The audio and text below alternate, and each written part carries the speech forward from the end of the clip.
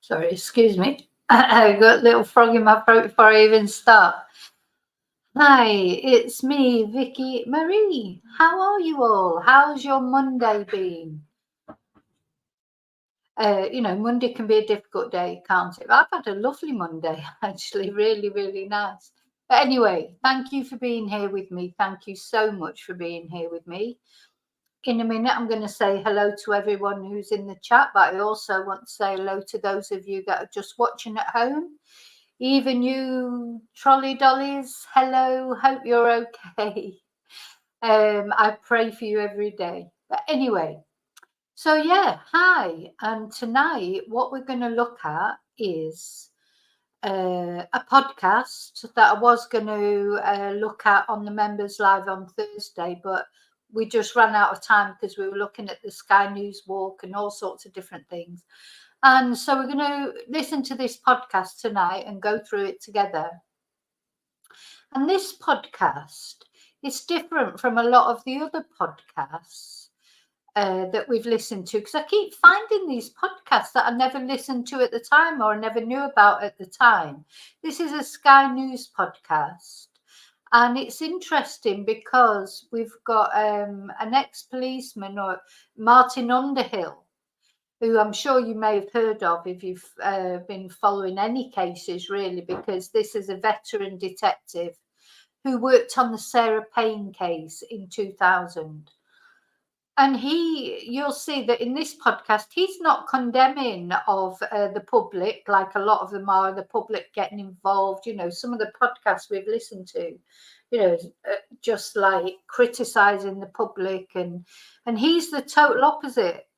And I found his point of view very refreshing, because basically you'll see what he ends up saying is, of course, the public are important, but you have to contain this is what, in my view, Lancashire Police did do wrong, was they did not control the narrative properly. Everything got out of control, and then to cover up for their own ineptitude, they blamed everybody else. That's my opinion. Anyway, so we're going to listen to this podcast. And this podcast was made on the 13th of February. So, back in the day, if you like, poor Nicola, she was still missing, etc. So that's what we're going to listen to. So first of all, I'm going to just come down and say hello to everybody. And I just want to say my thank yous as well. Thank you to all of you that have subscribed. It's so important to me. Thank you to all you that have liked my videos, shared them, or just viewed them. Thank you so much. And thank you to those of you that are members or have sent me a Ko-fi, or bought me a Ko-fi or sent me a super. And thank you to all of you that have sent me emails of your animals. I've got so many lovely animals now, and a real,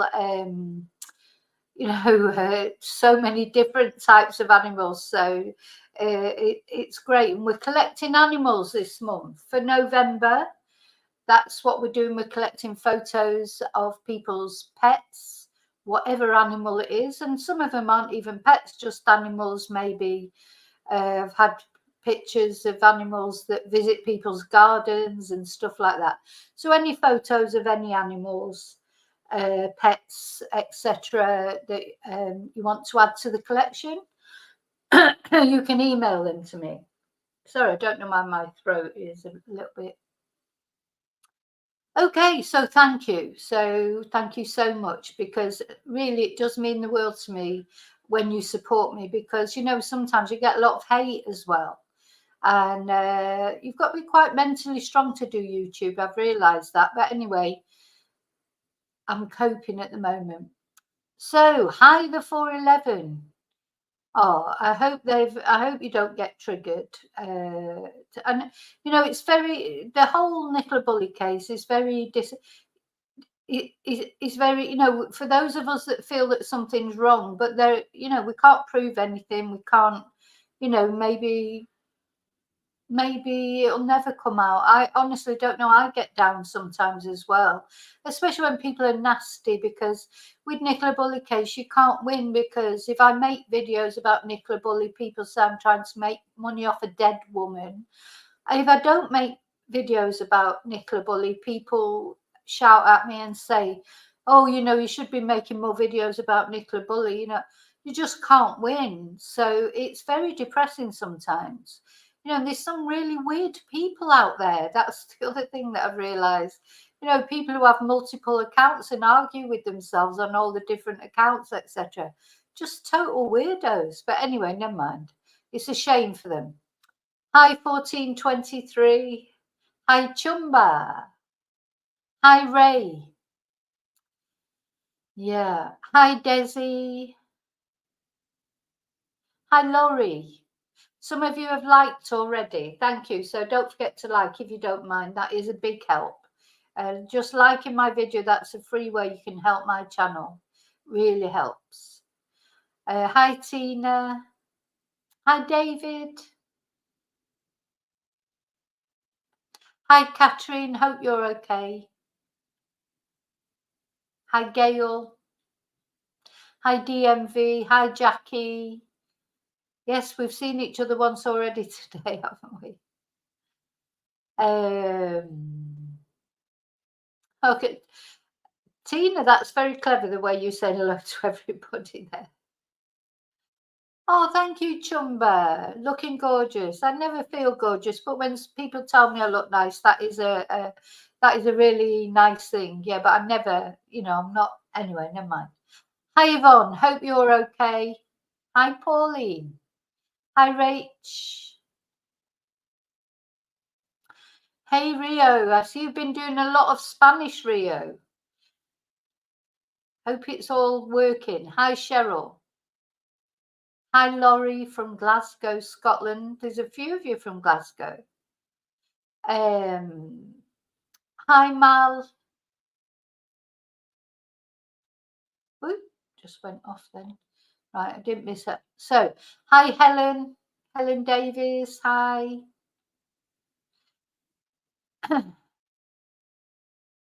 Hi, Truth Sleuth. Hi, Laurie. Oh, yeah, make a trip there next year. That'd be interesting. Thank you, Nick. Nick says I look lovely. Thank you so much. Hi, Teresa. Oh, you're all so lovely. You really are lovely. It's so nice to, you know, you wouldn't meet all these lovely people all in one place normally, would you? Hi, Illy. Hi, Caroline. Caroline sent some interesting photos of animals. Caroline lives on a place a bit like Peter Folding's. So we've got lots of interesting animals from her.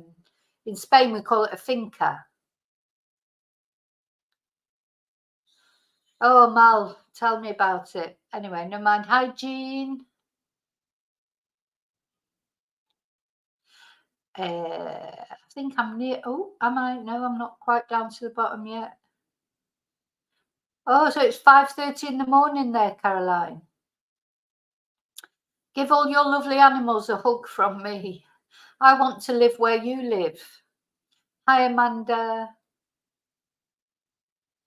Oh, gosh, you're really... Hi, Wendy. Oh, I always get a bit scared about the big TV. Is it high definition? Hi, Method. Is it cold there? Yeah, I believe you're having storms there, aren't you? Hi, Coffee. Hi, Ruth. You're not late. I've not even got through the hellos yet. Yeah, I'm blue tonight. I'm blue because I've got on a blue dress. You can see that it has warmed up here. I hate to tell you, but it is currently 19 degrees even tonight. You know, it went like quite cold. You know, and I was in my pajamas and everything. Well, it's not cold now. It's gone warm again. Yeah, it's like the teacher taking registration, like absent, present, etc. I should write a register for you all, and then you have to give me a note if you don't turn up. Persephone, hi. Hi, Julie. Hi, Miscellaneous. Oh, thank you. Hi, Fastnet. Gosh, I've got a full house tonight. Oh, standing room only. Will I ever get to the bottom and have time to actually do the live? I hope I haven't missed anyone because there's a lot of you here. Okay. Oh, thank you, Wendy. So it seems to be freezing, storms. Oh, yeah, you've got Storm Debbie. That's what I was saying this morning. Why do we name storms? We never used to do that. You need heat. Now's a good time, Rio, to come over. You should treat yourself to a little weekend away or something. Yes. Oh, well, do you know what, Mal? I haven't got any grandchildren yet. I look forward to the day, sort of. Hi, Tail 7. 8 degrees somewhere. Oh, wherever Method is, it's 8 degrees. God, 8 degrees. It's rarely 8 degrees, to be honest, in Spain. Hi, Teresa. Yeah, it is a full house. God, I can't get down to the bottom of it. But that's brilliant. Thank you so much. Oh, all the energy. Oh, I've got to the bottom, I think. Hope I haven't missed anyone. As I say, if I did miss you, say hello again because there was quite a lot there. Okay, so I need, I'm on lemon water tonight. So I've got a little bit of a frog. I've got a little bit of a frog in my throat. Okay, so the first thing I want to show you is the disappointment that I feel with the Freedom of Information Act. I mean, do you know, sometimes, and I thought you're thinking, sort of, hi, Lizzie Bell. Alfie, I don't know if I said hello to Alfie, but hi, Alfie. Hi, Lizzie Bell. Sometimes you think, are these things, are they just lip service? So they create a Freedom of Information Act.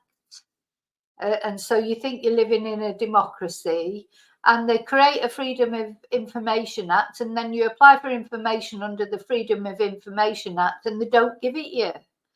So what's the point of it? You know, I just think, what's the point of it? So first thing I want to sort of talk about tonight is, you know, I think it was 6 weeks ago, I sent a request under the Freedom of Information Act, asking about this 999 call, or whether it was 999 that Paul called, or whether it's 101 or whatever, you know, about the phone call.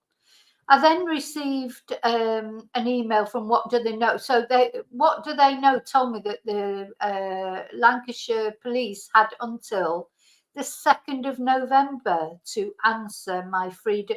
You know, they don't necessarily have to give you the information, but they're supposed to answer your request. And I never received an answer, so I emailed them again.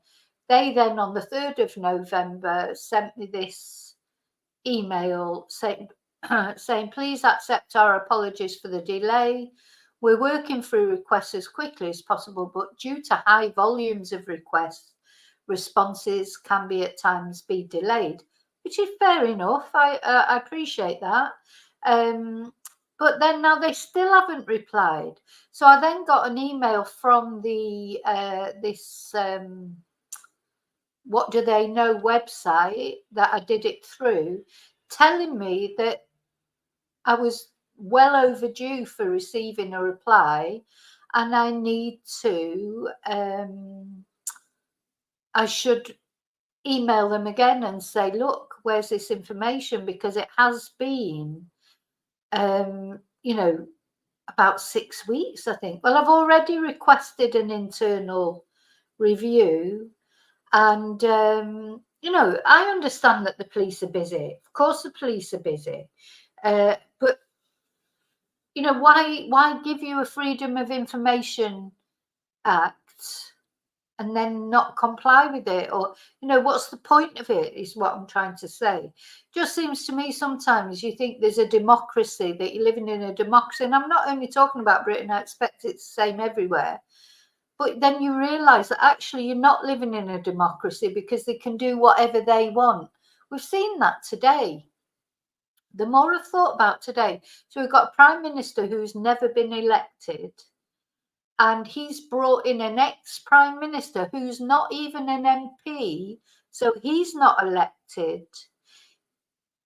The prime minister that's not elected rang up the king, who's not elected, told the king to contact the ex-prime minister and make him a lord over the phone so that he could become his foreign secretary.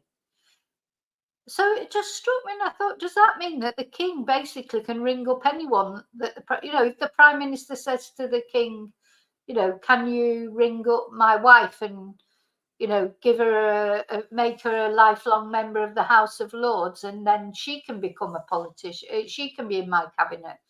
And then, as I've been watching Sky News today, everybody they've interviewed is a lord, or they say, oh, we're going to go over now to Lord such and such, who was in David Cameron's cabinet or whatever, or we're going to go over and we're going to talk to Lady whatever, or Dame this.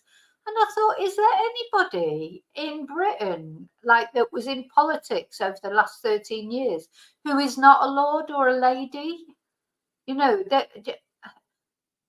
I'm so, Jacob Rees-Mogg, he's been knighted. Who's the other one that because I was talking to someone about it today, people don't even know. Priti Patel, she's got an honour now. What did she do that was so brilliant? Anyway. So digressing, because we're going to get onto the podcast.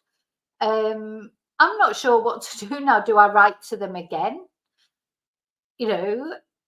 Or do I wait again? I think what I'm going to do, actually, because I keep thinking I'll wait until the police report comes out. That's not coming out. I don't know if we'll ever see that. I don't know if it'll ever come out. If it doesn't come out, what would we do? What would we do? What can we do?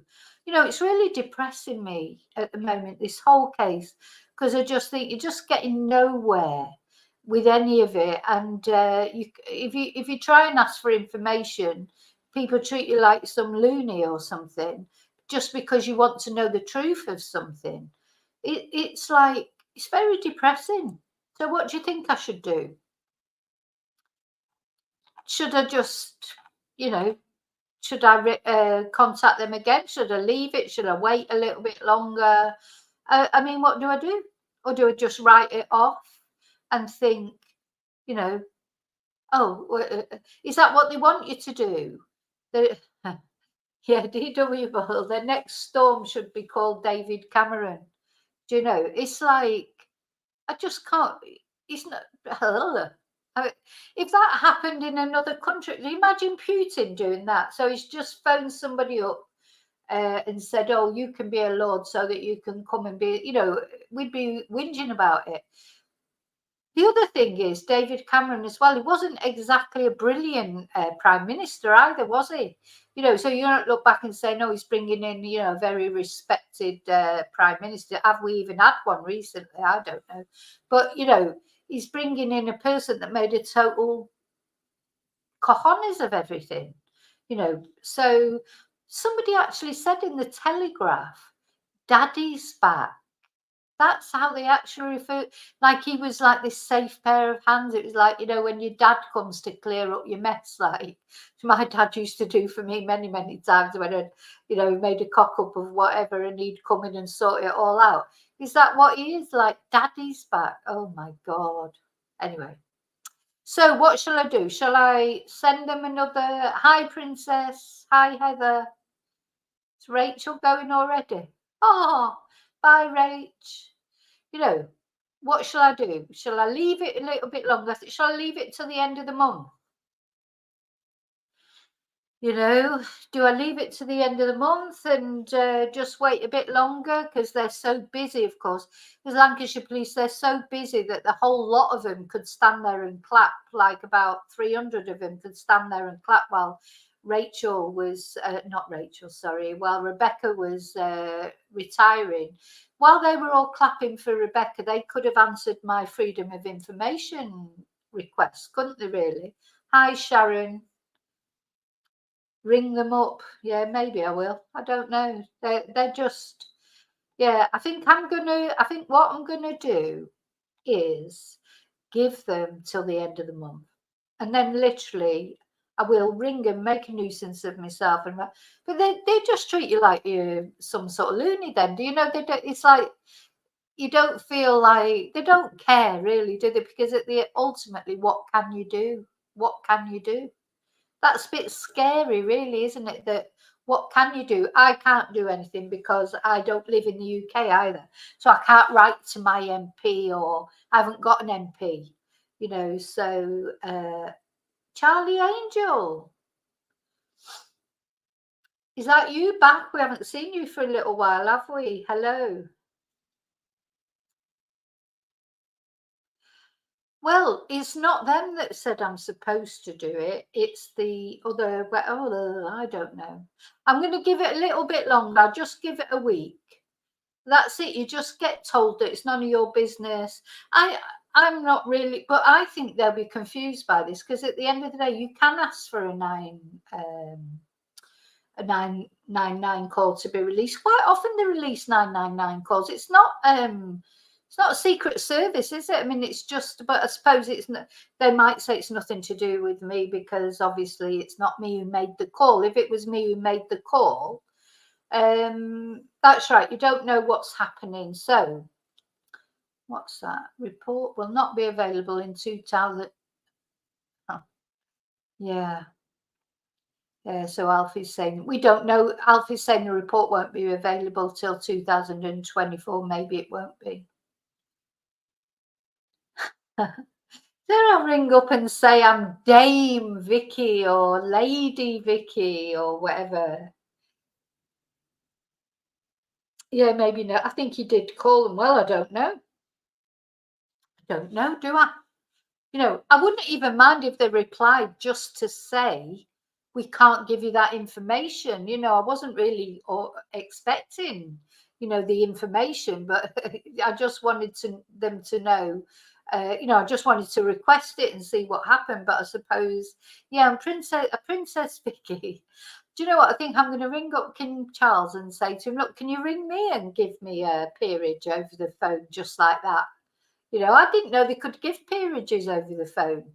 But anyway, apparently they can. So they can do what the hell they want, basically. So yeah, I think what I'm going to do is just wait a little bit longer. I probably will wait. Of course, if I wait to the end of the month, then we'll be in December. But anyway, I will. Hi, Ali. Well, that's it. That's it. I mean, of course, you know, maybe, of course, I don't pay their wages because I don't live over there. But Rach, I thought you were going to bed. How come you're still here? God, I've just been bitten by a mosquito. Anyway, so I'm not going to do that tonight. But the day that I do reply to it, I will do it on video. I will do it on video. So what we're going to do now is we're going to listen to this podcast. And as I said, I did find this podcast interesting because, well, I find most podcasts interesting, but this one especially because it's a little bit different. It's a little bit different from the others, because it's not so damning. You know, all the others that we've listened to, and they're all like really putting down armchair detectives and, you know, TikTok sleuths, all these expressions that have come in, and these grief junkies and all these new words. Are you really going now? Hi, 14. Gosh, I've been bitten like mad around my ankles. Yeah, it really hurts, and now it's all itchy. Sorry. Oh, I didn't do. The thing is, it had got cold, so I wasn't having to put on that mosquito spray because it had got cold, and now I don't know where my mosquito spray is. so I can't even just squirt some on. I will always add some to hand. But of course, it got cold, and then the mosquitoes went, and now they've come back. Hi, Jennifer. So yeah, so it was a little bit different, this one. Let me just put that down. What's that? Right, put that one. Just put a couple of windows down so I can concentrate on that. Yeah. So this podcast was interesting, especially interesting, I think, because I do find it interesting to look back to see what people were saying at the time in view of what we know now. Because these podcasts, again, this one was made while poor Nicola was still missing. So it's interesting to listen to it now in view of what we know now. And the other thing you'll find interesting in this podcast is this guy, Martin Underhill. He was instrumental in the Sarah Payne case, which I'd quite like to sort of cover that case, but it's very distressing with that little girl. A lot of you will know about the Sarah Payne case, but apparently he says the Sarah Payne case was the first case he remembers that a lot of people turned up on the scene. And don't forget, this was before social media, so I don't think they can blame social media for it. People, that was just from the news and things like that, that people knew about Sarah Payne, and people turned up to help them search for Sarah and to search for evidence. And he goes into, in this podcast, I won't spoil what he says, he tells us how they put that to good use. So instead of getting angry about it, instead of like telling everyone to go home or dispersing them, in that case, they put the public to good use. And the other thing that you're going to find really interesting about this podcast is how he tells, and I didn't know this, and I follow true crime. There was a psychic was very instrumental in the solving of this Sarah Payne case. So it's interesting. Okay, I'll just make sure I haven't missed anyone before I go into it. Don't think I have. Jennifer, I said hello to Jennifer. I live in Spain, Red Bull, not quite the tropics. I live in Spain. And yeah, we've still unfortunately got mosquitoes because it still did get cold, but now it's got hot again. Okay, so this is the Sky News Daily with Neil, I think it's pronounced Patterson. I really quite like Neil Patterson. He used to present a lot on Sky News, but now he does these podcasts.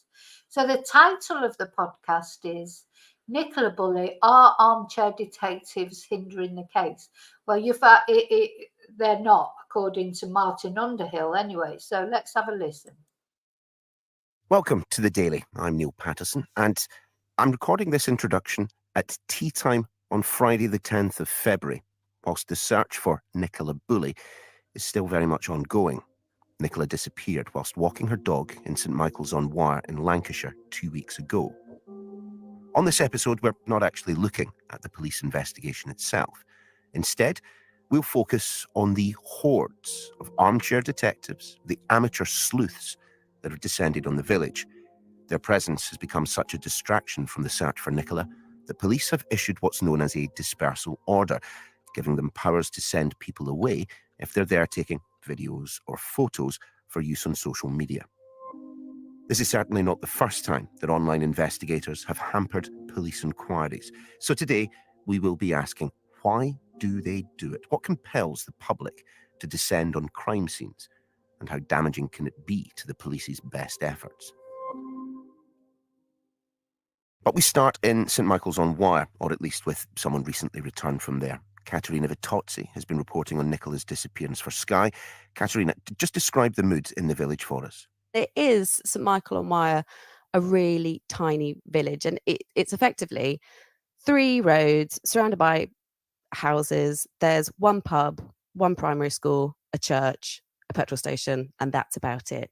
It's very quiet, surrounded by fields. It's got the river wire that runs through it and is kind of central to the whole village. And when we got there were a couple of local reporters, and there were villagers still using that path, out there walking their dogs. And there was a lot of concern, but the shift in the mood from the first time I was there, which was on the Tuesday, and then towards the weekend was extraordinary.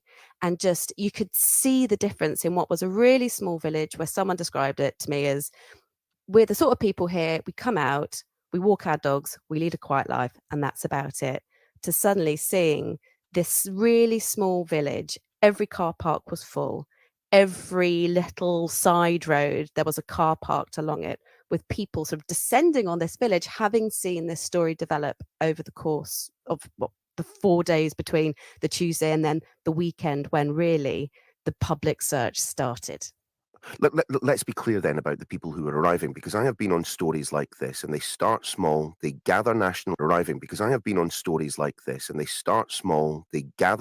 attention, and then, you know, the broadcasters from across. Now, can I just say, I don't know about you, but I've never seen the car parks full. You know, maybe that was in the first couple of days. I know that the police had to issue a dispersal notice, didn't they?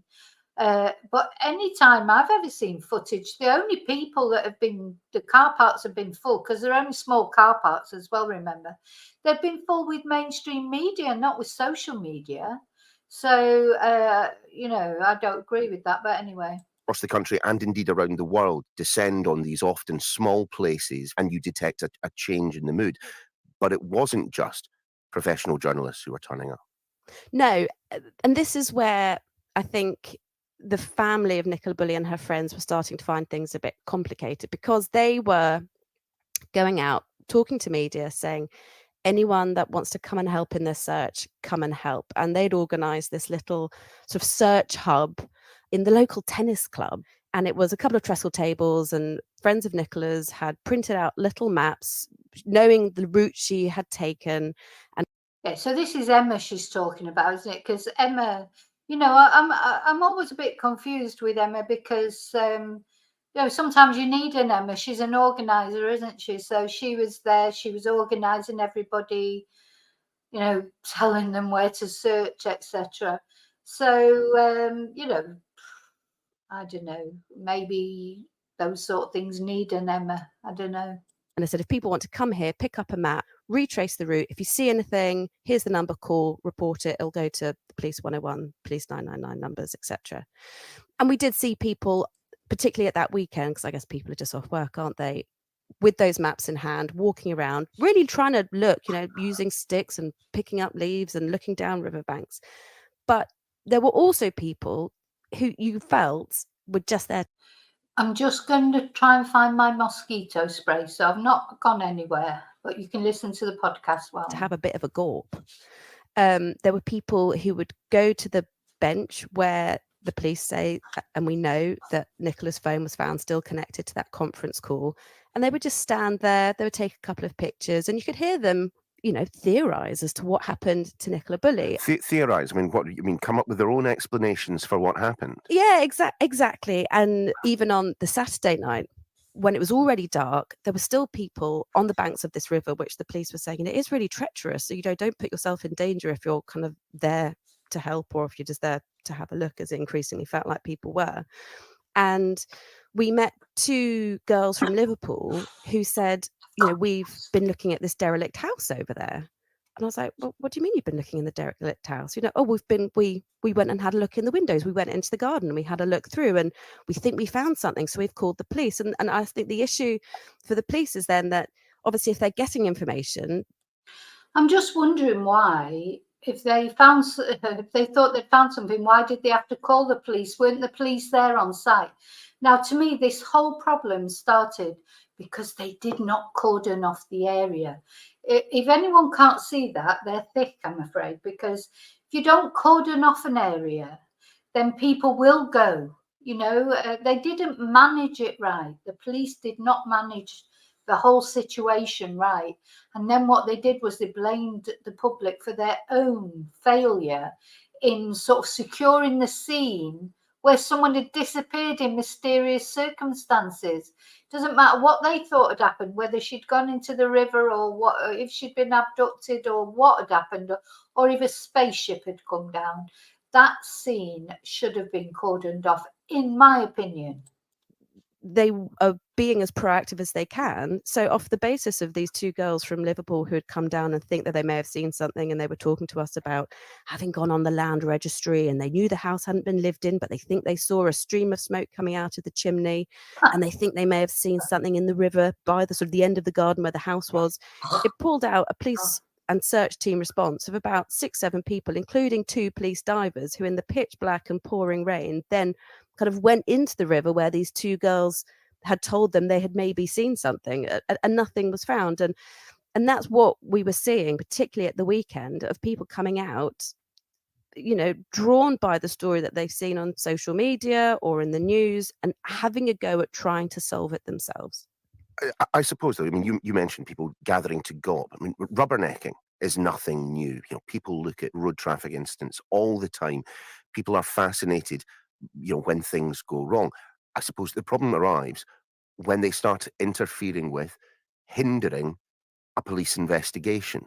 Yeah, and the thing is, though, again, because they weren't controlled properly, and the mainstream media, they talk about rubbernecking. He's just said it, and it is a natural thing, you know. No matter, with the best will in the world, human beings are curious. You know, if you're driving past an accident, you don't want to look, you can't help but look. You know, it's almost part of our makeup. You know, you're not going to drive past an accident and not look and see what's happened. You're just not going to do that. Or there'd be a rare person that could not even want to, you know, you might look and think, oh God, especially if it's something not very nice, you'll look away. But it's just natural. We are inquisitive. We are inquiring. Now, the other thing is, and the mainstream media as well, they need to take a bit, because they were pushing it down our throats. Would people have gone there if it wouldn't have been pushed down our throats day in, day out about this case, you know, about Nicola, but, you know, because maybe they had no other news or whatever, I don't know. But it was pushed. You know, there's lots of times that people go missing, and people don't go there and bloody, you know, investigate the scene. They went there to investigate that scene because it was pushed at us day in, day out on the mainstream media. It got people curious, and then people got to know about Nicola, and everyone identified with her, you know, because she supposedly dropped her kids off at school, taking her dog for a walk, her phone's left. I mean, it was a mystery. It wasn't a clear-cut case of somebody leaving a note and saying, you know, they've had enough of this world, or they're running off with the butcher or whatever. You know, it was a complete mystery. She disappeared with just leaving her dog there, her phone there, and her harness. Is anybody going to say to me that wouldn't make people curious? I mean, to me, that's so straight away the police should have had a strategy for dealing with that. It's up to the police to deal with it. You know, it's not up to the public to deal with it. That's what they pay the police for. That's why I think we've seen something quite unusual where the police have issued this dispersal order. You know, they've said, if we see people posting things on social media which are grossly inoffensive, or they are hindering the investigation, or if we see people in this small village who aren't from there, who are going into someone else's property, or they're streaming things on TikTok, we will move them on. And it's the first time I think I've worked on a story where we were in a sort of a media huddle. It was with Peter Faulding, who's the independent search and rescue expert who had come down to assist the police with their search of the river. He'd come out to speak to the media to update on his search. And he's surrounded by, maybe 9-10 cameras. Journalists we know from working in this area, we know their faces, we know their cameras.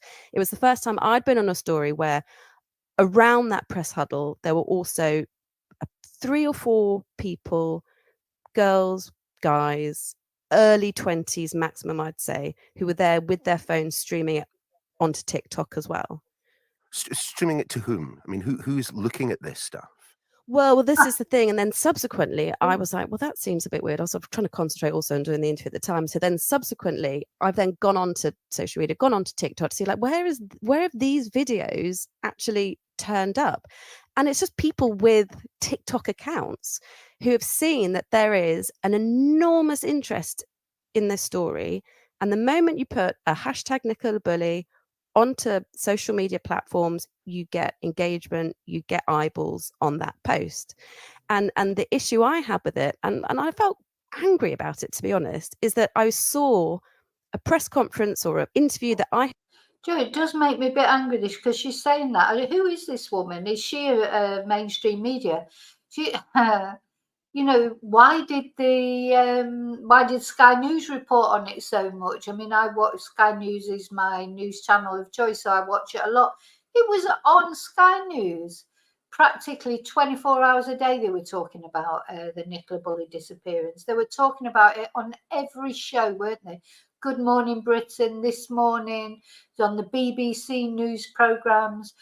And they're saying, but they're saying, oh, these people turned up there to get eyeballs on the, you know, what is the difference? Why do they think, you know, I'm not, you know, people who are on TikTok or YouTube or whatever, they make videos that they find it, well, I do, I can only, I suppose, speak for myself.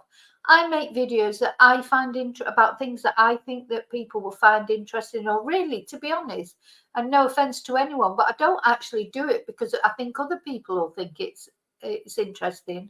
I do it because I think it's interesting, and I hope that other people, and you know what I found is then you build up a community of people who do find, you know, the things you do interesting, whatever they are, and sometimes they agree, sometimes they don't. You know, it's like, I know that people aren't always going to agree with me with things, but I will just carry on making videos that I think are interesting and think there's something to say, you know. But that's just what normal news channels do. You know, Sky News or This Morning, they don't get up in the morning and think, oh, let's run a story about this thing that nobody's interested in. They think, let's run a story about something that we think people will be interested in. You know, and they're even more, they have to make people interested in it because they're not doing it for themselves.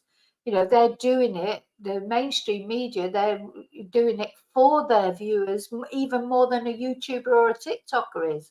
Because as I said, I'm only talking about in my particular case, I don't, YouTube's not my job. It's not like what I do day in, day out.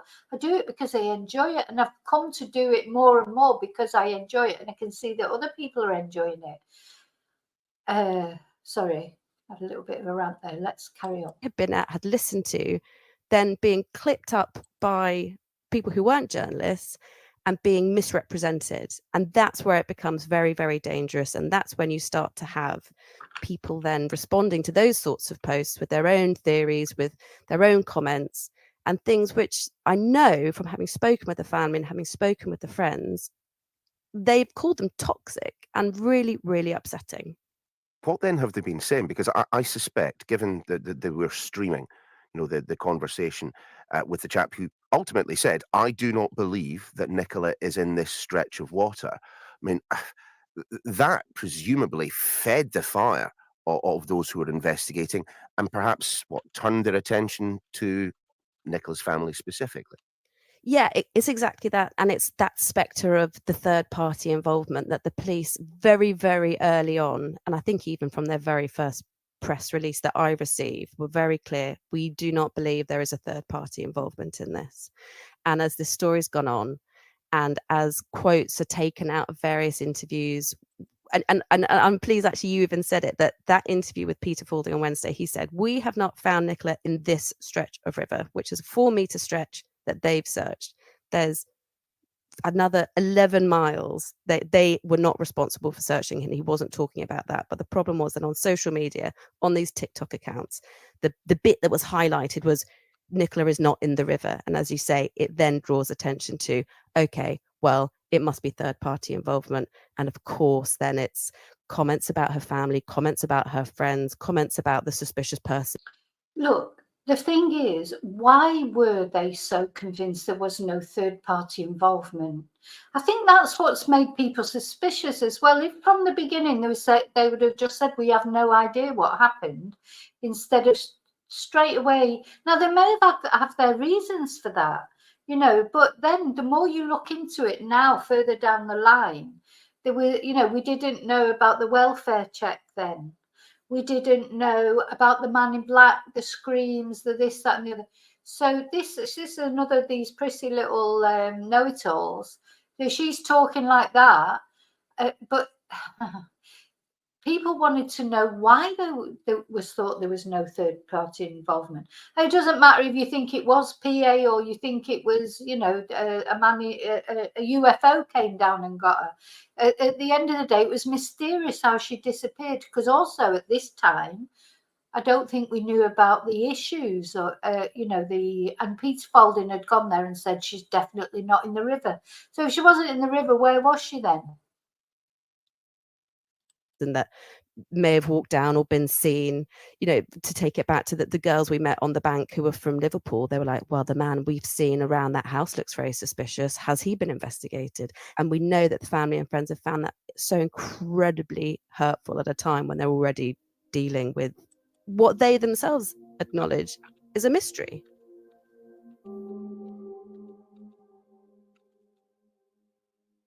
You may well remember the picture, I certainly know I do, a school photo of a pretty little girl, no more than 8, in her red school jumper. A blonde fringe frames her big eyes, and she has a smile as wide as her face. Sarah Payne was abducted and murdered in West Sussex in the summer of 2000. The case was, for a time, all that anyone was talking about. Now, she's going to start talking about Sarah Payne now, and he's going to bring in the detective that talks about the correlation. Because the Sarah, do you all remember the Sarah Payne case? You know, it's just awful. Some of you might not remember it or might not know about it. But it was a case of a little girl who went missing. And she went missing it was a little while before she was found, let's say. So it was similar in that sense. It captured, you know, some cases do just capture the imagination of all the country, or even internationally, like Nicola did. And they, you know, we don't really know why that is. Sometimes it's a photo. I think photo's got a lot to do with it. And the Sarah Payne case, it was this little angelic photo of her. Do you remember it? I mean, it's ingrained in my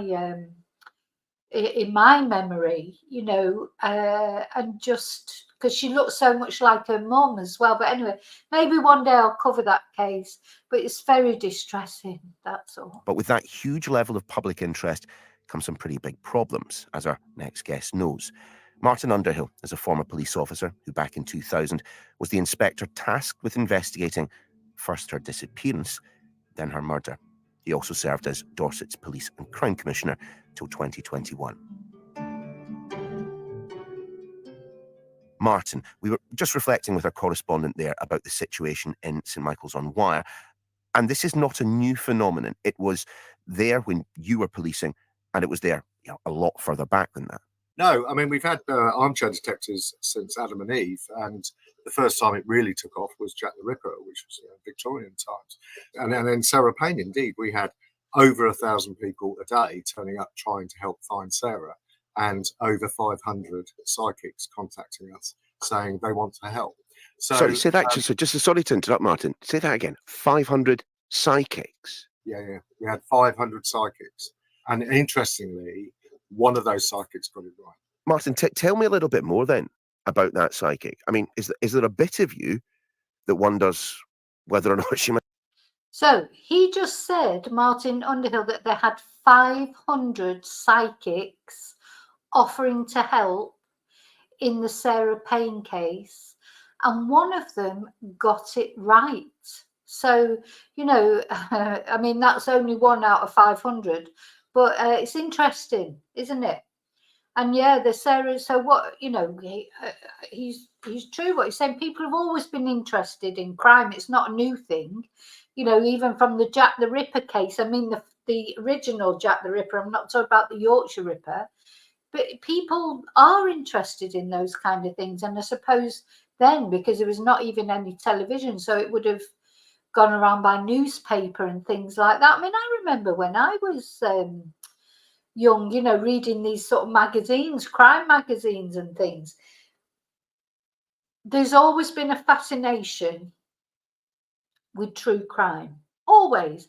It's just now it's sort of exploded because now with social media, YouTube, etc., it's more accessible to talk about it. And it doesn't mean to, but it's always been there. It's the interest has always been there. Might be telling the truth and that this information reached her, or is it, you know, you had 500 people picking a location, you know, 1 in 500 odds? This story about this one lady is fascinating because not only did she get it right, she was the only one who actually drove down to Littlehampton police station and camped outside for a day until I agreed to meet her.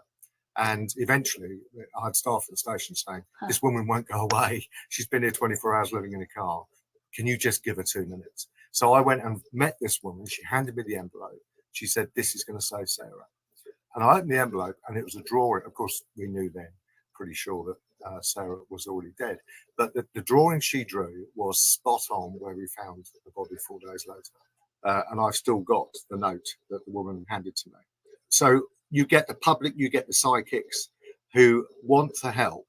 But of course, the problems got bigger since Sarah Payne because of technology. And now people can step into these spaces very easily. And it's very, very frustrating for the police in the sense that you need the public to be engaged. You need the public to help you solve your crime. 9 out of 10 missing people are solved by the public, not by the police. But equally, you have to manage that expectation. And I call it the tail wag. So he just said 9 out of 10 missing people, the case is solved by the public, not the police. So he knows that, you know, the public are necessary. And what he goes on to say here, and I'll just say it first so because you may miss it when he says it, is he says it's what he calls, you've got to make the difference between the tail wagging the dog and the dog wagging the tail. In other words, you've got to take control of it. What happened with the Lancashire police that they didn't take control? In the dog, you have to have clear strategies in place so that the public feel like they're being involved. The armchair detectives don't feel rejected, but at the same time, you're heading in the direction the police want to head in with the family, not the way that the public try and take you. Yeah, I was going to say, I mean, it's an incredibly difficult tightrope, presumably, for the police to walk, because on the one hand, they are desperate for people to come forward with information. We always hear it, no matter how small, no matter how insignificant you think it is, it might prove to be helpful to us. But that, of course, encourages people who might not have any information to kind of get involved. Yeah, exactly. So interestingly, Sarah Payne was the first big case where they introduced what I call flower graders. What a flower grader is the public phone up 1,000 times a day trying to help, and you have an experienced detective who just sifts straight through those 1,000 messages and takes out the 50. So that was interesting. He was saying that with the Sarah Payne case, they used this it was the first investigation where they used this flower grading or flower sifting tactic. So they would have somebody just taking all the tips, sifting through them. As I say, you get 1,000 tips in a day of, you know, people saying they've got information. You need a dedicated police officer, at least one, if not a team, to go through those and pick out the ones that are relevant and put them to the top, like they're the ones to look at, but not get rid of the others either and put the others on the back burner. And he said that was the first time that they did that with the Sarah Payne case. With Lancashire Police, with Nicola, it was lazy policing. They should have controlled where the searches went. Why, really, you know, no offence to Emma, but why was she controlling the searches? Why weren't the police controlling the searches? You know, that's the police's job. It wasn't Emma's job to organise the searches. The police are supposed to organise them and they can utilise the public. So what they did here is very interesting. You'll hear him say in a minute. So what they would do, if they felt that there was something in one part of a field, they would direct the public over to the other part of the field and ask them, making them feel relevant, making them feel useful. They say, oh, we really need this field to be searched. But really, they wanted to search the other field, but they'd send the public over to one field while they searched the other one, like in peace and quiet. They managed the public. They made them feel useful, but not, they stopped them from interfering. We need to look at straight away. And the other 950 get put in a pile and looked at in a week's time. And unless you do that flag sifting, that flag grading, you would be swamped by the public demand. So in what way do these individuals impede investigations like the one you were conducting into Sarah Payne? I mean, I suppose there's the very obvious. You know, if you've got 1,000 calls a day, that is, you know, that's an awful lot of information that needs to be sifted through in the manner in which you just described. And also it's people tying up the phone lines, meaning that others can't get through. But I suspect there are an awful lot more ways in which, you know, your detective work can be hindered, not helped. Absolutely. What the biggest area actually in Sarah Payne, and that hasn't changed, they've had that exactly the same problem with Nicola's case, is the public literally stomping over your evidence. So what we learned very quickly with Sarah Payne was when 1,000 people turned up every day, if we wanted, from a police point of view, to investigate a field on the right, for example, because we thought that might be evidentially important, we put the 1,000 people on the left. So that they thought they were helping us, which they were, because they were searching a field that was low priority but had to be searched at some stage. But they weren't going to destroy evidence. Why doesn't this happen, Martin, in every case, in every disappearance, in every murder? I always believe that's because there's a certain mix of factors that attract the public attention. In Sarah Payne, it was the infamous photo of Sarah in her school uniform, which just was angelic and captured the world. And in this case, I think it's a mixture of things because they're all very unusual. One is a beautiful photo of Nicola standing in front of the river where she disappeared, which is ironic and eye-catching. Then you've got the mobile phone story, which is really unusual, that she's actually meant to be engaged in a team's phone call at the time she disappears and her phone is still there. And then you've got the other public interest. Say what you like, the public always take an interest in animals. So then you've got a beautiful dog found at the scene. And when you put those three things together, it's a mix that's worked from a point of view of we're going to find this woman because the whole world's looking for her. But it has taken it above the average missing person, that case that comes into any town in this country every day. You often hear people talking about the wisdom of crowds. I mean, I'm wondering if you see any utility in people coming together online, speculating on possible reasons for whatever crime has grabbed their attention, doing their own research and trying to join dots that they perhaps feel people, you know, doing the job that you used to do might have missed. Do you see any utility in that? I do, actually, because the one thing I've learned, having worked on 50 murders and now lecturing on murders, is you cannot beat local knowledge. And it's really interesting to see a family put their head above the parapet for the first time. A little boy drowned in the same location in the same river in 1978. And the family had just come out and said, this is really bringing about horrible memories for us. But we also identified with the family. Now, did any of us know about that little boy in 1978? No. And do you know, this is like a proper policeman, isn't it? You know, where are the proper policemen? You know, from were they trained better in those days, or would they just, maybe they just didn't have as much crime to deal with? I don't know. I imagine that Lancashire police are totally, you know, snowed under with crime. Snow, if you pardon the expression for Mr. Snowman. There's a lot of crime. There's a lot of crime, and you know, maybe that's maybe they just literally haven't got the time. I don't know, but listen to what he's saying. It is so true. You know, he's saying like public knowledge. You can local knowledge. You cannot underestimate local knowledge. You know, if there was a crime here in my village, like.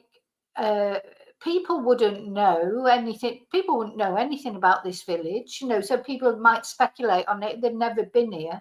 That's why I wanted to go to St. Michael's. It was only I wanted to see it from that, because you know, you have to get things for yourself. That's why I went to Pride de Luz, to see about the Madeleine McCann, the actual place where it happened, and got talking to locals. I didn't get talking to any locals at St. Michael's. To be honest, I'd be terrified of going there, because the locals, I mean, there's some real very strange people wandering around there all the time. So, you know, maybe in a couple of years I would go there, but would the locals even speak to you? You know, but you want the local knowledge. So the advantage the police have got is, of course, people will speak to the police normally. So they could have used, he used the local knowledge. The Lancashire police should have used local knowledge more. And yeah, it must have been irritating, people turning up in the time, you know, before Nicola was found, and you know, they say messing up the investigation. But I think that only happened really early on in the case, and when they set that dispersal order, then people did disperse, and the only people that were turning up every day then were the mainstream media, really, and a couple of TikTokers or YouTubers, and literally not many. So, but they could have used the public better, couldn't they, to search the area if they've got like he did, like they did, to look for Sarah Payne. Bless her little soul, bless her. To look for Sarah Payne, they could have used the public better. So the good thing about the armchair detectives, particularly local armchair detectives, is they know things. They know little intricacies, a little tree that's got a root that sticks out that someone could trip up on if they walked over it. It's silly things like that that can become absolutely crucial in solving a murder or a missing person. So I believe really passionately you need armchair detectives, and you don't get one without the other. You don't get public interest without the armchair detectives. They solve murders, they solve missing people, but you have to manage it. It's not easy. You have to manage it. And I think that was important as well, what you said. Yeah, that you know, the locals would know if there was, you know, one of the locals might say, oh God, yeah, I nearly fell in the river one day. You know, I literally nearly fell in because I tripped over a tree root, or there's a tree root sticking out there and it's really dangerous. But that was quite the opposite in this case, because Nicola's own neighbour, Charlotte, said on TV when she was being interviewed by Eamon that it would have been an accomplishment to fall in the river. That's what the locals said. I've had emails from locals, loads, and they said to me, there's no way you can just fall accidentally into that river. This is what makes it mysterious. It's not people thinking bad. It's not people being ghouls. It's people knowing that there's something in this case doesn't make sense. I don't know what it is, but something doesn't. It would seem that humans are hardwired to be inquisitive. Something in a room out of place, it niggles at our subconscious. We hear a noise, we turn. We drive past a crash on the motorway, we turn to look. Mysteries intrigue us, but not all of us descend on crime scenes, magnifying glass in hand. Amanda Vickery is chair of the psychology department at Illinois Wesleyan University. She also wrote the report, Captured by True Crime: Why Are Women Drawn to Tales of Rape, Murder and Serial Killers? Amanda, there is a difference, isn't there, between an understandable fascination with unanswered questions, with wanting, for example, to see a young mum return to her family, and those who seek to kind of almost actively involve themselves in the story by carrying out their own investigations. Sure. And for most people, they'll see, you know, on the news, oh, a local child has been missing or something, and they'll feel sad and maybe say a prayer about it or something like that. And like you said, and then sort of go on with their lives. And as they hear a month later that the child has been found and reunited with the family, they're happy, and that's it. But you're right. And especially more so in recent times, that there are people who tend to become very, very immersed and involved in cases. They will be digging into old yearbooks or doing deep dives on the internet on people's backgrounds or social media and things like that. And I think there's a lot of elements to that. For some people, it may be simply, as bad as it is to say, I don't mean this to sound as negative as it may come out. They may not have much else going on in their life, right? Maybe they've been laid off from their job, or they don't have a family that's taking up their time. And this is something for them to do. And almost from a positive standpoint, they may legitimately be trying to be helpful to solve this crime or to locate this missing person. And I think a bigger component of it that often gets overlooked is the sense of community that can be in these groups, whether it's on Reddit or web sleuths or other Facebook groups about crimes. You are surrounded by other people who have the same interest as you, and it's like hanging out with friends. You're just communicating all night, talking about a common interest. Are women more than men particularly drawn to this sort of activity? Absolutely. And there's no doubt about that. My own research studies have shown it. If you look at statistics from podcasts, I read one recently. I don't remember which crime podcast it was, but their statistics showed that 70% of their listeners were women, which is a very, very high percentage. And so, yes, there is no doubt whatsoever that this phenomenon is being driven by women. Why? I know that's a very short question, but you can take longer to answer it.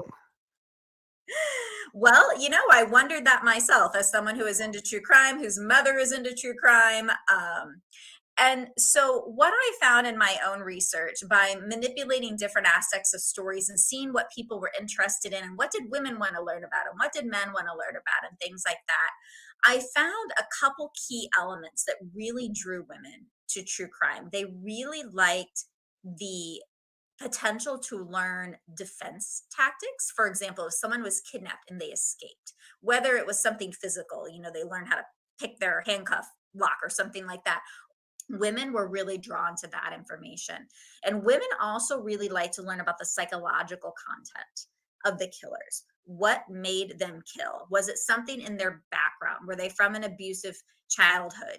What sort of red flags could they potentially look for in someone?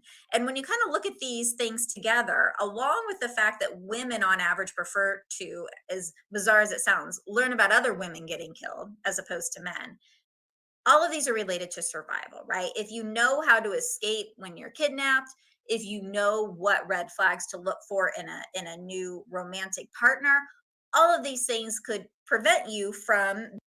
It is interesting, this, but the thing is, what I find, the more true crime that you look at, it doesn't makes you so wary. You feel like you can't trust anyone, because the ones that always get me the most are the little ones that seem like really normal sort of people, not only men but women as well. They're just leading normal lives, and then they, like we did the case of the woman who poisoned her two husbands, and then there's the man who, killed his two wives. It does make you a bit paranoid. Being kidnapped or killed yourself. And my studies show that women are really drawn to these elements and drawn to them more than men are. And it's likely because we women fear being the victim of a crime, right? Men on average aren't scared to walk their dog outside at night. But if you ask the average woman, she probably is. And so this heightened fear of crime draws us to seek out these stories, to learn what went wrong, to try to keep it from happening to us. What about disaffection, maybe even distrust of the police themselves? Well, that's a good point, because 20 or 30 years ago, if you told people that people went to prison for something they didn't do, there may be a lot of people out there who wouldn't believe it.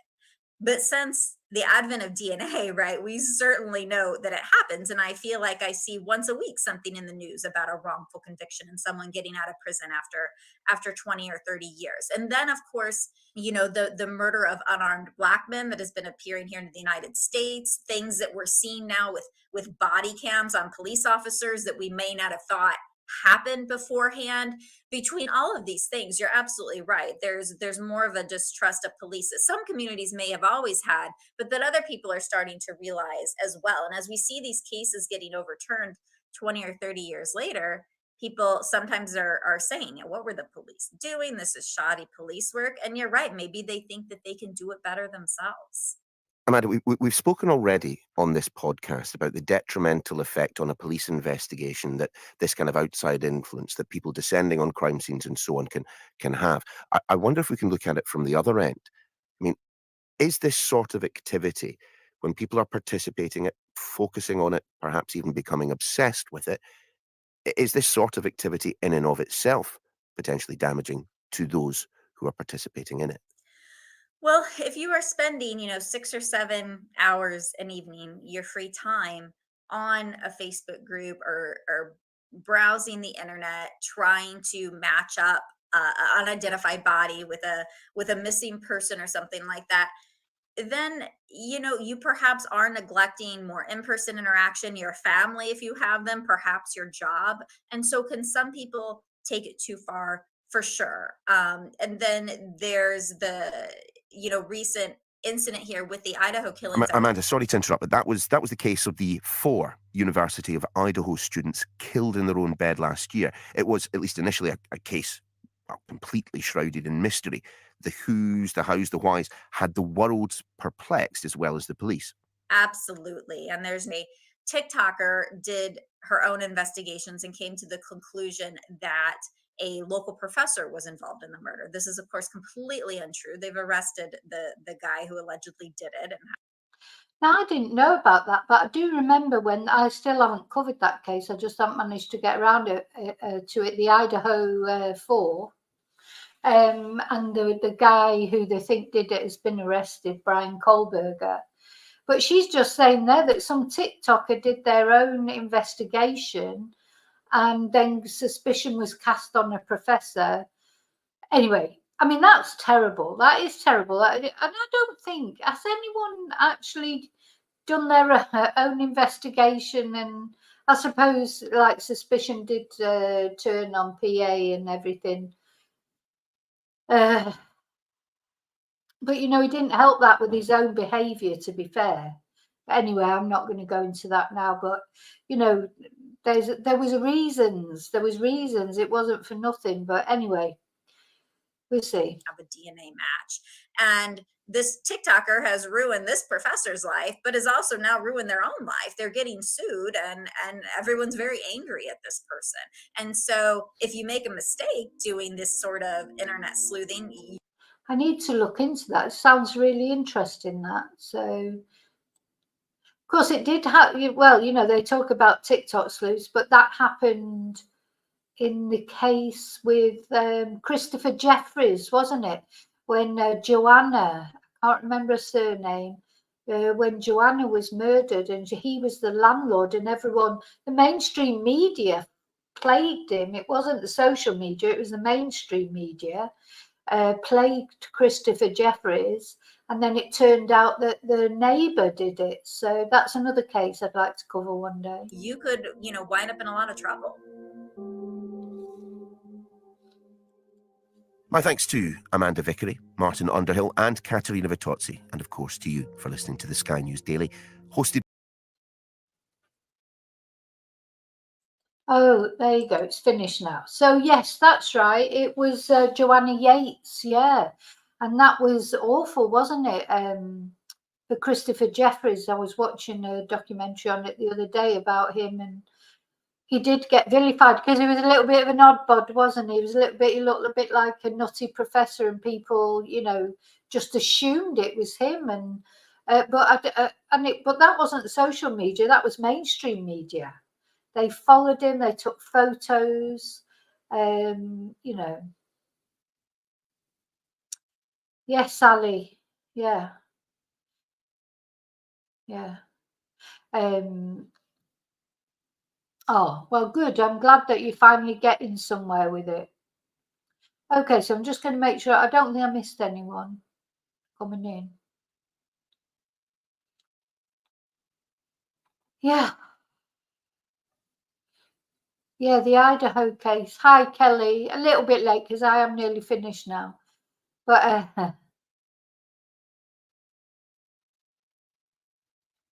yeah.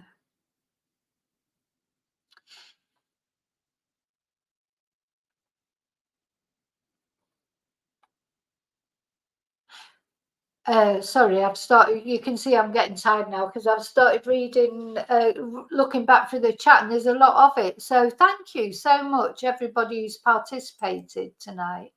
I hope you found that interesting. You know, I find these. Hi, Anne. Hi, Laura. I find these podcasts really interesting because, and Martin Underhill, when he was talking then about Sarah Payne, and you know, if only he would have been on the case, you know, somebody sensible, somebody, what went wrong with that case? Why was it not organised properly? The thing is, if it had been organised properly, I think people would be more accepting of what the final verdict was. Oh, and the other thing, somebody mentioned Aidley before. I still haven't had a reply from him when I sent him that email. He's not going to reply, is he? So, you know, but I found something else about, there's another inquest that he did which didn't go down very well with the family, and I'm trying to, yes, Chumba, she was left in, I'm trying to research it properly, and anyway, I'll tell you about that when it happens. Okay, so that's it for tonight. I'll see you tomorrow, I'm sure. Sorry,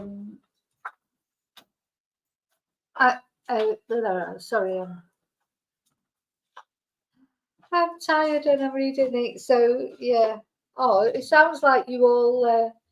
Oh yeah, no, it is. It's somebody. I can't really talk about it until I find out. I get permission, really, in that. But anyway, just somebody who wasn't happy, let's say, with his conduct in an inquest. So I'm glad you found it interesting. Remember to always live in love, wisely, carefully. Look after you because you're the most important person and you're important to me as well. And I'll see you very soon in the next video. Tomorrow, I'll definitely be around at some point tomorrow. And thank you. And until I see you again, may your God go with you. Bye.